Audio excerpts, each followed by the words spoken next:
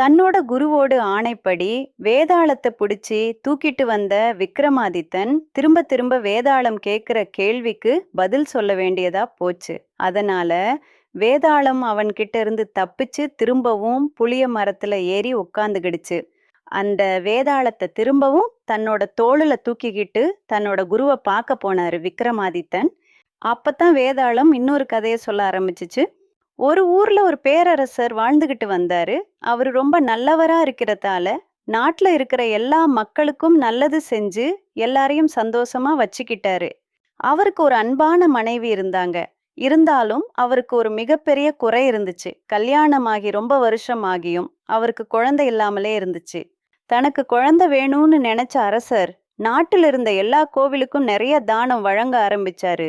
கொஞ்ச நாள் கழிச்சு அவருக்கு ஒரு அழகான பெண் குழந்தை பிறந்துச்சு. தனக்கும் தன்னோட நாட்டுக்கும் வாரிசு கிடைச்சதுல அரசருக்கு ரொம்ப சந்தோஷம். இளவரசிய அவளோட விருப்பப்படியே வளர்க்கணும்னு அரசர் முடிவு செஞ்சாரு. அதனால நாட்டுல இருக்கிற எல்லா கலைகளையும் அவளுக்கு சொல்லி கொடுக்க ஏற்பாடு பண்ணுனாரு. எந்த கலை இளவரசிக்கு பிடிச்சிருக்கோ அந்த கலைய அவளுக்கு தொடர்ந்து கற்பிக்கணும்னு ஏற்பாடு செஞ்சாரு. தொடர்ந்து படிச்சு புத்திசாலியா இருந்த இளவரசி புத்தி கூர்மையா ஆனது மட்டும் இல்லாம போர்க்கலைகளையும் தேர்ச்சி அடைஞ்சா. துரிதமா வில் வீசுறது, அதிவேகமான வாள் சண்டை போடுறதுன்னு தன்னோட திறமைய வளர்த்துக்கிட்டா இளவரசி. இளவரசி பெரியவளா ஆனதும் அவளுக்கு திருமணம் செஞ்சு வைக்க நினைச்சாரு அரசர். அப்பத்தான் இளவரசி அவளோட ஆசைய சொன்னா, என்ன வில் வித்தையிலையும் வாள் சண்டையிலையும் யார் தோற்கடிக்கிறாங்களோ அவங்களத்தான் நான் திருமணம் செஞ்சுக்குவேன்னு சொன்னா. இதை கேட்ட அரசர் பக்கத்து நாட்டு இளவரசர்கள் எல்லாரையும் தன்னோட நாட்டுக்கு வர வச்சு வில் மற்றும் வாள் போட்டிக்கு ஏற்பாடு செஞ்சாரு. போட்டிக்கு வந்த ஒவ்வொரு இளவரசரையும் சுலபமா தோக்கடிச்சுக்கிட்டே இருந்தா இளவரசி. அப்பத்தான் அரசருக்கு புரிஞ்சது, இப்படி எல்லா இளவரசரையும் ஜெயிச்சிட்டா இவளை யார் கல்யாணம் செஞ்சுக்கிட மிச்சம் இருப்பாங்கன்னு பயம் வந்துச்சு. உடனே இளவரசர்கள் மட்டுமில்லாம சாதாரண மக்களும் திறமை இருந்தா இளவரசி கூட போட்டி போடலாம்னு அறிவிச்சாரு அரசர். இந்த போட்டி தொடங்குனதுல இருந்து கமலன் என்ற விவசாயி ஒருவர் இளவரசியோட திறமைய உத்து பார்த்துக்கிட்டே இருந்தாரு. இளவரசியோட திறமைக்கு என்ன காரணம், அவ எப்படி லாவகமா கத்தி வீசுறான்னு பார்த்து தெரிஞ்சுக்கிட்டான்.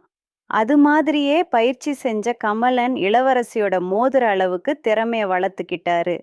ஒரு நாள் அரசரை சந்திச்ச கமலன் இளவரசி கூட போட்டி போட வாய்ப்பு கேட்டாரு. அரசரும் சரின்னு சொல்லி போட்டிக்கு ஏற்பாடு செஞ்சாரு. பெரிய பெரிய இளவரசர்களையே இளவரசி தோற்கடிச்சிட்டா. இந்த விவசாயியால என்ன செய்ய முடியும்னு கவலையோட போட்டியா பார்க்க ஆரம்பிச்சாரு அரசர். அப்பத்தான் எல்லோரும் ஆச்சரியப்படுற அளவுக்கு தன்னோட திறமைய காமிச்சு வெற்றி பெற்றான் கமலன். இத பார்த்த அரசர், நீ எப்படி இளவரசிய தோக்கடிச்சன்னு கேட்டாரு. அதுக்கு நான் தொடர்ந்து இளவரசியோட செயல்பாடுகளையும் உத்திகளையும் பார்த்து கொஞ்சம் கொஞ்சமா அவள மாதிரியே சண்டை போட பழகுனேன்னு சொன்னாரு கமலன். இத கேட்ட இளவரசி, என்ன தோற்கடிச்சா உங்களுக்கு என்னோட வாழ்த்துக்கள், ஆனா என்னால உங்களை திருமணம் செஞ்சுக்க முடியாதுன்னு இளவரசி சொன்னா. இத கேட்ட கமலனும், எனக்கும் உன்னை கல்யாணம் செஞ்சுக்க விருப்பம் இல்லைன்னு சொன்னான். இத கேட்ட அரசருக்கு ஒரே குழப்பமா போச்சு. அப்ப கதைய நிப்பாட்டின வேதாளம் ஏன் விக்ரமாதித்தா, அது ஏன் அந்த இளவரசி அவ சொன்னபடி அவள் ஜெயிச்ச ஒருத்தனை கல்யாணம் பண்ணிக்க மாட்டேன்னு சொல்லலாம். அவ செஞ்ச இந்த தப்புக்கு என்ன தண்டனை அரசர் கொடுத்திருப்பாருன்னு கேட்டுச்சு. அதுக்கு விக்ரமாதித்தன் சொன்னாரு, எப்ப அவளோட திறமைய பார்த்து கத்துக்கிட்ட ஆரம்பிச்சானோ அப்பவே கமலன் இளவரசியோட சிஷ்யனா மாறிடுறான். அப்படி இருக்கிறப்ப குருவும் சிஷ்யனும் கல்யாணம் செஞ்சுக்கிடுறது முறை ஆகாது. அதனால அவங்க எடுத்த முடிவு சரிதான். இதுக்கு எந்த பேரரசனும் தண்டனை கொடுக்க முடியாதுன்னு சொன்னாரு.